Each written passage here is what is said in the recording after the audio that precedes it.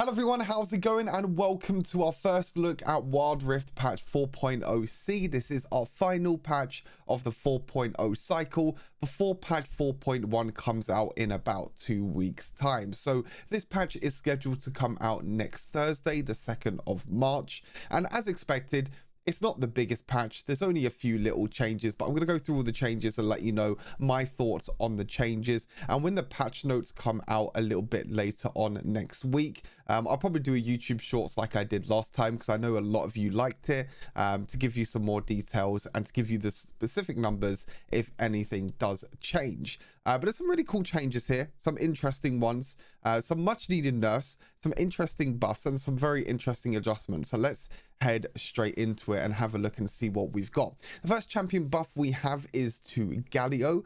This is a bit of an interesting buff. I've been playing Galio quite a lot, especially in the mid lane, but this seems to be more of a support Galio buff. As you can see, it's mainly to do with his ultimate. So Hero's Entrance shield duration has gone from 3.5 seconds to now 5 seconds. So this is the magic shield you get from the Shield of Duran, the passive of the second ability. So the magic shield that you give to everyone in the vicinity of your ultimate is now going to last 5 seconds instead of 3.5 seconds, which is quite nice.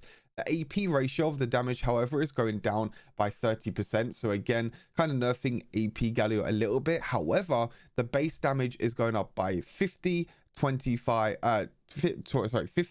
75, and 100 at maximum rank. So you get quite a big hefty amount of base damage, which is really good for support Galio, because support Galio you want to go for like Abyssal Mask, Warmogs, items like that, whereas AP Galio you go for like 4 AP damage. So a little bit of a nerf to AP Galio in the mid lane, but a huge buff I feel like to support Galio, and I'm definitely going to be trying out and picking up support Galio when we do get the new patch next week. I think these are some really nice changes, and I think Galio is already a pretty decent support to play in the duo lane, because you're a very safe support. You can poke in the early game, you're very safe, you have a magic shield as well, so you can protect yourself against any poke enchanters like Karma and Nami, and you could try not to engage as well with your dash and your taunt. So I think Galio support might be pretty good in the next patch.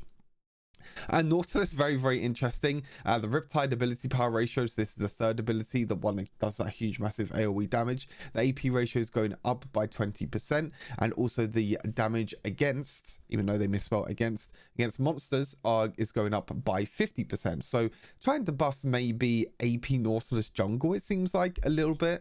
Nautilus jungle was, interesting enough, a thing a couple of patches ago, because I remember when they first buffed this, it went from 100% up to 150%, so it basically dealt 50% extra damage, and everyone was giving Nautilus jungle a try, and it was actually pretty decent, to be fair, but it kind of fell off after time. It was like, yeah, maybe it's not as good as what it is, but maybe this might bring back that sudden urge to try and find Nautilus jungle to be a thing. But maybe you could go like Nautilus jungle with maybe you go for like amplifying tome star, you maybe go for Rod of Ages first item and then build tank after that. Could definitely be a way to play AP Nautilus in the jungle. Maybe go like Rod of Ages, Sunfire, and then go for tank items after that. I think it'd be very interesting to see. The AP ratio of the third ability will also help you a little bit in laning phase as well, as a support. Even though you don't have a lot of AP, you'll have a little bit of base AP ratio, so that will go up a little bit.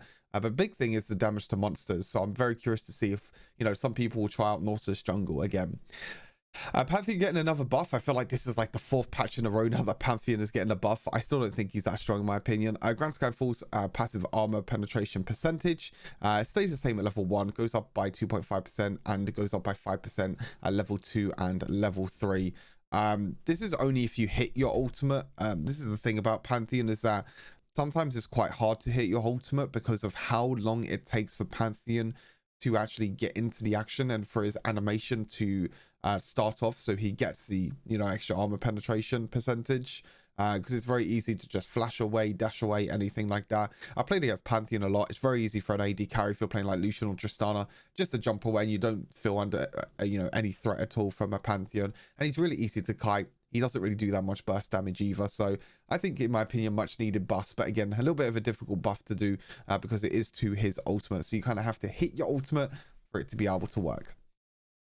Rengar getting nerfed. This is quite an interesting one. I feel like Rengar has been in a pretty decent spot. I think he's like okay. I don't know if he was like this strong, but some of these nerfs are pretty big. So the passive, the unseen predator kills to gain bonus attack damage. So this is basically every single unique kill you get, you gain an extra percentage of AD. So it used to be 5, 10, 15, 20, 25, but now look at the nerf. Look, you're going from 1, 4, 9, 16, and then a big jump to 25. So this little bit of extra AD now that you're getting in the early game is basically nothing. So even if you snowball now in the early game with Rengar, which some people were trying to do, you know, hit level 5, try and gank as quick as possible and try and get as many kills as possible, you do not get that much big of a spike now after like 1, 2, 3 kills. You know, 3 kills with 15%, now it's only 9%. Like that's a big nerf, I feel like, to the extra attack damage that Rengar was getting before.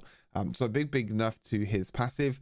The first ability as well, the attack speed has also been lowered, the normal version, and also the empowered attack speed has also been lowered, both by 10%. So again, that's going to reduce his wave clear, it's going to reduce his one-shot potential with his attack speed, it's going to reduce a lot of things with Rengar. It's a pretty big nerf to Rengar, I feel like. I mean, Rengar was a, you know, like I said, a bit of an interesting one. I think he was pretty strong. I don't think a lot of people maybe utilize him as well. I know a lot of people like to play Rengar because of how quick he can take towers, which this does nerf his tower taking potential a little bit. But a big thing I feel like is definitely the passive. You know, this cut in terms of AD, every single time you get a unique takedown, the only real one that's worth it is like 3, 4, and 5. And even 3 is a big nerf. 4 is a pretty big nerf. And then 5 is still exactly the same. So if you get 5 unique takedowns on every single champion, happy days. If you can't, might be a little bit difficult. Maybe they thought it was too easy to get an early kill on Rengar to get like extra AD. So maybe this is the big power spike with him. But yeah, interesting enough to Rengar. Like I said, I didn't think he was like OP. Maybe he was that strong. Maybe in lower elo he is that strong. But definitely some big nerfs, big hits to Rengar. Zeri getting a pretty big hit, I'll be honest with you, in terms of nerfs. Some of these are definitely much needed. I'll talk about the ultimate in a second, but like this crash range nerf, 100% needed to happen. This range was absolutely disgusting. But the first one, the first ability, so this is the passive, which is actually her auto attacks. So auto attacks, as you can tell, are getting nerfed in the later stages of the game by quite a bit. This is your like burst damage, so it's like I don't know if this is per, I think this is per bullet if I'm not mistaken. I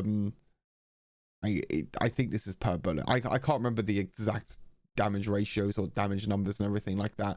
But as you can see, like per bullet, it's staying the same roughly in the early game, going down by 1, 2, 3, and then 4. So like the late game is a big hit, and the same with the attack damage percentage as well. You know, going down by 2.5, 5, 7.5, and then 10%. So again, pretty big nerfs to Zeri. This is just her normal auto attacks as well. This is not actually her first ability, this is actually her auto attacks. Bear that in mind. This is not actually her first ability, because her first ability does AP damage, it doesn't do AD damage. As you can see, it's just a basic attack damage. So that's how you know that it is her auto attack. So a pretty big nerf for that. Third ability, the ratio to subsequent enemies. So they basically, with your third ability, you can basically use your auto attacks to penetrate through targets. That means you're going to do damage to units behind the target that you are attacking. They are nerfing that by quite a bit, at by 10% at every single rank. So you can't do as much AoE damage. This hurts you a lot during team fights, but also hurts you a lot with wave clearing. This was actually a really good technique just to use your third ability and just quickly auto attack and wave clear, so you can rotate around the map and try and help out your team. This is, I think, the biggest nerf. The range of this ultimate was absolutely disgusting. This is going down by a lot. I mean, by like what, that's like 25% nerf, roughly, something like that. I think it might even be, no, I think it's about 25%. Yeah, it's about 25% nerf on the range of your ultimate, which is pretty big, because Zeri was able to stand a little bit outside of the range of like her auto attacks, or like on the edge of her auto attacks, and still use her ultimate, hit an enemy champion and get their overcharged passive. But now you have to get quite a lot closer to enemy champions now to be able to use your ultimate. I'm very curious to see how things go with that. And also it seems like the damage has gone down as well. Just trying to compare the numbers. So the bonus attack damage has gone down. So it seems like that's the only thing that's gone down. Base damage has stayed the same. So yeah, okay. So the damage is just a little bit lower on the bonus attack damage ratio. So AD ratios are going down by quite a bit on her auto attacks and also her ultimate. I think her AD ratios were already really powerful. You don't do as much damage with the third ability and the range of the ultimate. Like I said, I think this is the biggest nerf, the range to the ultimate. So you're not going to be able to use your ultimate maybe at long range anymore. I think it'd be really, really interesting to see what the difference is between the ultimate now to what the ultimate's going to be next week. Zoe, I think these are the changes that they actually wanted to do before. There was changes that was going to happen to Zoe in patch 4.0b, but they were kind of, they called it adjustments, but they were basically buffs to Zoe. These overall are basically nerfs. I mean, both of these are nerfs. The thing about the second ability is always the ability that you max last. So the movement speed duration, you're not really going to feel this at all, to be honest with you. I mean, obviously it's a nerf because when you level it up in the later stages of the game, when you get into the late game with Zoe, you're not going to get that extra 2.75 second duration.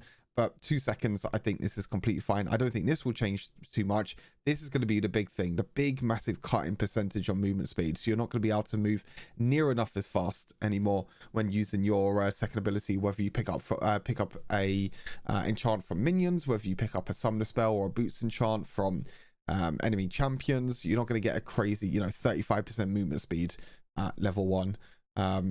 Like I said, and the later stages of the game, when you hit mid and late game, when Zoe was really broken, 65% extra movement speed, you don't really need that on a Zoe. I mean, I still think 40% is really, really fast, to be fair. But like I said, because this is the ability that you max last, it doesn't really matter. 2% you'll still keep the same, and then 25%. So you're going to see most of the time a 10% decrease in your movement speed with Zoe. But overall, still nerfs to Zoe, which I think is definitely much needed. I still think her damage output is pretty insane, and I've been playing her quite a lot in the mid lane as well. Now, the adjustments part is interesting. Now, when you first look at Irelia's changes, you think to yourself, this is mainly a nerf. And I personally think this is mainly a nerf. Your base attack damage is going down by quite a damn lot. That's a 6 AD nerf on Irelia. Interesting, there's a passive attack speed is also going down per stack. However, the big buff is to her bonus magic damage that she gets with her passive. As you can see, 30 to 100 now bonus attack magic damage. Obviously that depends on how many stacks you have of your passive. See, the more stacks the more damage, the more stacks the more attack speed. So this is interesting. I think this is kind of the playstyle that you need to do with Irelia anyway. I think the main thing with Irelia is that you want to play around your passive. Your passive is one of the most important tools with Irelia. You should only really look for engages, or only really should be looking to try and take trades in the laning phase when you have your passive fully stacked. And that's going to be even more important now because you don't have that crazy base AD that you have in the early game to take them early game trades. But now you need to stack up that passive more often, which is going to be a big massive skill set now for Irelia. And I think it makes Irelia a little bit more difficult to play. So if you played Irelia before, I still think she'll probably be okay. I think overall this is a nerf more than a buff. But again, it's going to be a big skill set for people to realize now that you need to go in once you have them passive stacks full instead of trying to go in beforehand, if that makes sense. It's a little bit interesting change there. But again, I think there'll be a big skill gap between like the high elo players and the low elo players, or maybe like the high skill players, I should say, with Irelia, and kind of like the new players with Irelia. Musty is an interesting one. I barely see Musty in any of my games, to be fair. I mean, these changes are kind of cool, I guess. I don't know. Muja style third ability, your bonus attack damage that you get, this is when you level up the ability. This is like a just passive extra AD that you get. AD's gone down to 8% from 10%. However, the true damage has gone up by 8, 6, 4, and then 2. So it's gone up by quite a lot in the early game, and then not so much in the later stages of the game. So maybe you can try and snowball a little bit more as Master Yi, but to be fair, I don't think Master Yi is that good anyway. I don't think this changes anything at all. I mean, you gain an extra true damage in the early game basically doesn't really mean too much, because most of the time no one has any armor or magic resist anyways, so it's like, cool, you do some extra true damage. I mean, yeah, cool. I mean, I don't think this will make a lot of difference, but who knows? It might be the thing for that one trick Master Yi player to maybe climb a little bit higher. Who knows? Who knows? And the final change is to Nami. As you can tell, I'm still ill. Nami, her passive, the Surge and Tide's movement speed when you hit an ability on an ally, the movement speed has gone up. It basically like kind of scales with AP, so it goes up by 15. I don't think this is 15 movement speed. Actually, this might be 15 movement speed, I think. So just the movement speed of ally hits by skills. This actually might be movement speed. Wow, this is actually pretty big. I think this is 65 movement speed plus 20% of your ability power. So if this is a 15 movement speeds or 15 base movement speed now on your passive, that's pretty big for Nami. That's some really, really big movement speed for Nami on her passive. Her second ability, Ebb and Flow Healing Power. The healing power has gone down, mainly at the later stages of the game. Early game is still going to be very, very strong. So her trading in the early game is not going to be too much. This is normally the ability that you max first. So you're still going to feel it at like level 5, level 6. Because you're going to be losing quite a lot of healing when you hit level 5, level 6. But like her early laning phase, so like levels 1, 2, 3 will be completely fine. Level 4, obviously you get level 2, and then level 6 and level 7 you'll get level 2 and level 4. So maybe like level 7 you'll feel the big massive nerf. But to be fair, early game I don't think it's going to mean too much. I still think Nami's going to be very, very strong with trading in the laning phase, which is kind of her main power. I guess it's just like nerfing her healing in the late game, so she can't do as much in the later stages of the game. But this is pretty big though. This little bit of extra movement speed you get now, 15 base movement speed you get, it's pretty big. And also the AP ratio stayed exactly the same as well. So I think they're pretty good changes for Nami. I think overall this is a buff. I think Master Yi's is probably, I don't know, probably a buff, because you don't really build a lot of AD anyway for Master Yi. You just go, this is more like to do with on hit. So this is a buff to like on hit Master Yi, nerf to AD Master Yi. And I think it's just a nerf overall. But yeah, as I said, not the biggest changes coming to patch 4.0 C, but no surprise because patch 4.4 is coming out in about just over 2 weeks time. So with the rumors that are coming out to that, it looks like there's going to be some very, very cool champions and very cool interesting changes that are going to happen there. But we'll have to wait and see when the patch preview video comes out and when the patch notes comes out for that. Obviously I'll do a video and everything for that. But yeah, in terms of today, that is it for us taking a look through the first look. Let me know what you think of the changes down below. As always, stay safe and I will see you all in the next Wilder video. Peace.